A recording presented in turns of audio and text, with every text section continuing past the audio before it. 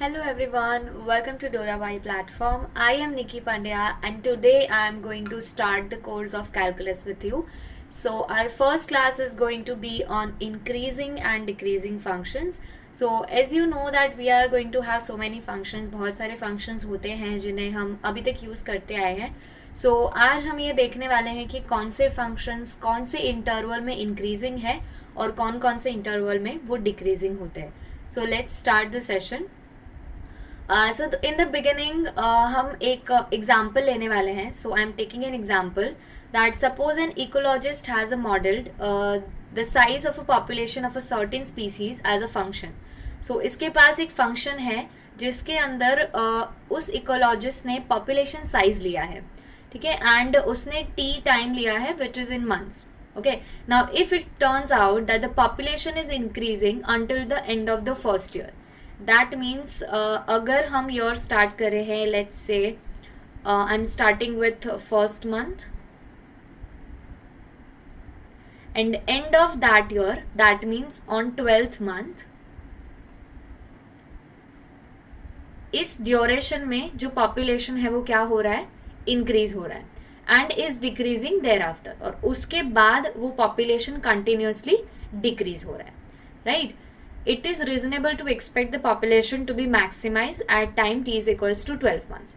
तो 12 तक क्योंकि वो इंक्रीज हो रहा है तो हम बोल सकते हैं कि मैक्सिमम जो पॉपुलेशन है वो 12 मंथ्स पे हमें मिलने वाला है. Okay, as shown in figure. So here we are having a figure as well कि 0 मंथ से लेके 12 मंथ तक वो पॉपुलेशन कंटिन्यूसली इंक्रीज हो रहा है एंड आफ्टर 12 मंथ्स वो कंटिन्यूसली डिक्रीज हो रहा है. Now, if the graph of the function such as this population curve is rising throughout the interval 0 to 12. Now, this is x we can say. So, for example, 0 to 12 के अंदर आपका जो x है वो continuously rise हो रहा है, मतलब increase हो रहा है. We say that this is strictly increasing on that interval.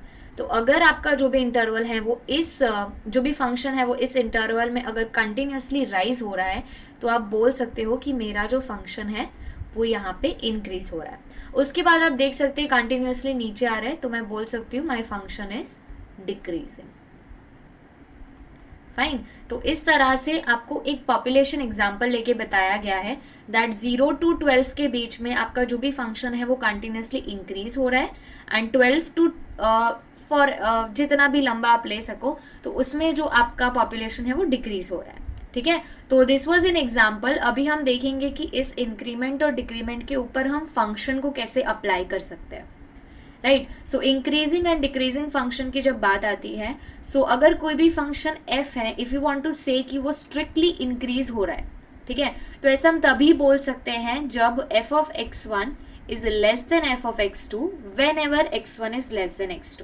Now इसका मतलब क्या है, तो फॉर एग्जाम्पल मैंने लिया x2 is equals to 3 and x1 is equals to 5. Okay, अगर आपको f of 3 I need to change the pen colour ना. ओके, सो अगर आपको f of 3 greater than f of wait, it should be 2. Let me take 2 here. Yeah. So this is 3 and this is 2. So if I'm getting f of 3 greater than f of 2, whenever, that means always 3 greater than 2. अगर ये case है तो आप बोल सकते हैं कि आपका जो फंक्शन है वो क्या हो रहा है, स्ट्रिक्टली इंक्रीज हो रहा है.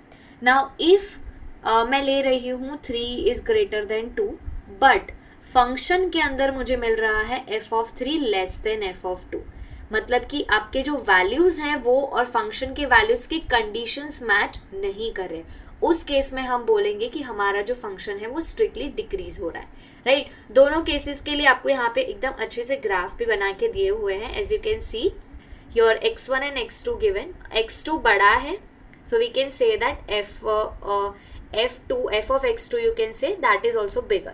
यहाँ पे x2 बड़ा है but the value of f of x1 is bigger, ठीक है. तो हम बोल सकते हैं कि in this case function is strictly increasing क्योंकि आपका इनइक्वालिटी दोनों तरफ सेम है. यहाँ पे आपका फंक्शन डिक्रीज हो रहा है बिकॉज इनइक्वालिटी भी चेंज हो रही है, ठीक है. तो ये हो गया आपका increasing and decreasing function according to the value of x, ठीक है. अभी हम देखेंगे कि this is interesting, we are getting into it now. We will see कि अभी इस चैप्टर में, because we are going to deal with so many graphs in differentiation, तो हम देखेंगे कि उधर इसका क्या यूज है, right? So will see that now. So first of all एक नोट पॉइंट आपको बहुत ही अच्छे से याद रखना है, that a function is said to be strictly, strictly का दूसरा नाम या फिर दूसरा word for strictly you can use as monotonic. Okay, so a function is said to be strictly or monotonic on an interval I if it is either strictly increasing or it is strictly decreasing. तो अगर वो strictly increasing है तभी भी आप उसको monotonic या फिर स्ट्रिक्टली फंक्शन बोल सकते हैं. अगर वो स्ट्रिक्टली डिक्रीजिंग है तभी भी आप उसको स्ट्रिक्टली या मोनोटोनिक फंक्शन बोल सकते हैं. ओके, सो अगर आपको पूछा जाए that what is a monotonic function, then you have to tell either a function should be strictly increasing और it should be strictly decreasing, then only the function will be monotonic. Okay, now monotonic behaviour for any function, the monotonic behavior is closely related to the sign of the derivative f of x, f dash of x. ठीक है, तो जैसा f dash of x का sign होगा, अगर f dash of x positive है तो monotonic behaviour increasing वे में जा सकता है. अगर f dash of x negative है तो मोनोटोनिक बिहेवियर डिक्रीजिंग फॉर्म में जा सकता है, राइट? तो चलिए देखते हैं उसका यूज कैसे करेंगे. So how it goes, we are going to see that now. Okay, so हमारे पास यहाँ पे एक थियरम है which is a monotone function theorem. जैसे मैंने बोला कि अगर आपका फंक्शन ग्रेटर देन जीरो है किसी भी इंटरवल के अंदर, तो मैं बोल सकती हूँ कि मेरा फंक्शन स्ट्रिक्टली इंक्रीजिंग है. और अगर मेरा फंक्शन लेस देन जीरो है on any open interval, then it is strictly decreasing. आपका ओपन इंटरवल पहले से फिक्स्ड होना चाहिए और याद रखिए कि वो इंटरवल कंपल्सरी ओपन होना चाहिए. क्लोज इंटरवल यहाँ पे हम कंसीडर नहीं करेंगे. एक और कंडीशन आपको ध्यान में रखना है कि वही f जो है वो डिफरेंशिएबल होना चाहिए. नाउ डिफरेंशिएबल का मतलब क्या है कि उसका डेरिवेटिव एग्जिस्ट करना चाहिए. ठीक है, derivative should be available. So these are the cases जब आपका फंक्शन स्ट्रिक्टली इंक्रीजिंग या फिर स्ट्रिक्टली डिक्रीजिंग हो सकता है in any open interval. Okay, derivative, you can say that. Okay, चलिए आगे बढ़ते हैं. नाउ अभी हमारे पास एक एग्जांपल है जिसके अंदर हमें इंक्रीज और डिक्रीज के इंटरवल फाइंड करना है. ठीक है, आपको यहाँ पे फंक्शन दिख रहा होगा that f of x is given. Let me say that f of x is nothing but x cube minus 3x square minus 9x plus 1. Okay, and we need to find कि वो कहाँ पे strictly increasing है, कहाँ पे strictly decreasing है. तो सबसे पहले आपको क्या करना है, आपको इसका फर्स्ट डेरिवेटिव निकालना है. नाउ आई एम श्योर कि आपको डेरिवेटिव निकालना बहुत ही अच्छे से आता है. सो एक्स क्यूब का डेरिवेटिव हो जाएगा 3x स्क्वायर, 3x स्क्वायर का डेरिवेटिव हो जाएगा 6x, minus 9x will have derivative 9 and 1 will have derivative 0. ठीक है, so now I will have f dash of x is equals to 3x square minus 6x minus 9. अभी हम f dash of x को 0 से equate करके इसके solutions निकालते हैं. ठीक है, सो मुझे मिलेगा 3x square minus 6x minus 9 is equals to 0. इसे आप लिख सकते हैं x square minus 2x minus 3 is equals to 0. और जब आप इसके सॉल्यूशन निकालने जाएंगे आपको मिलेगा x इज इक्वल्स टू -1 और x is equals to 3.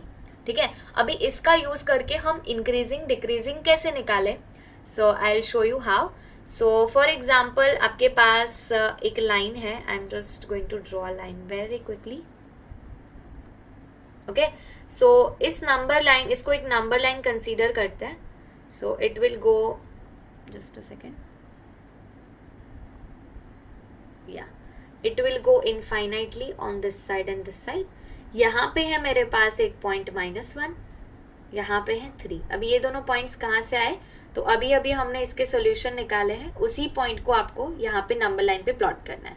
Now 3 interval के यहाँ पे आपके पास गैप बन रहे, मतलब 3 अलग अलग पोर्शन बन रहे.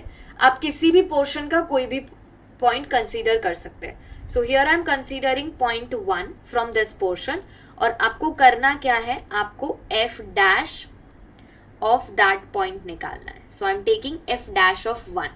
तो जब आप एफ डैश ऑफ 1 रखेंगे, देखिए this is your F dash of x, यहाँ पे 1 रखने पे क्या होगा, 3 into 1 minus 6 into 1 minus 9.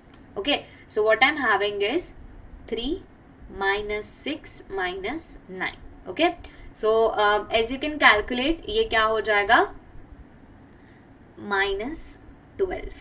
Okay, now आप देख सकते हैं this is less than 0. so because this is less than 0, हम बोल सकते हैं कि ये 1 जहां से आया है, जिस इंटरवल से आया है, वो इंटरवल डिक्रीजिंग इंटरवल होगा.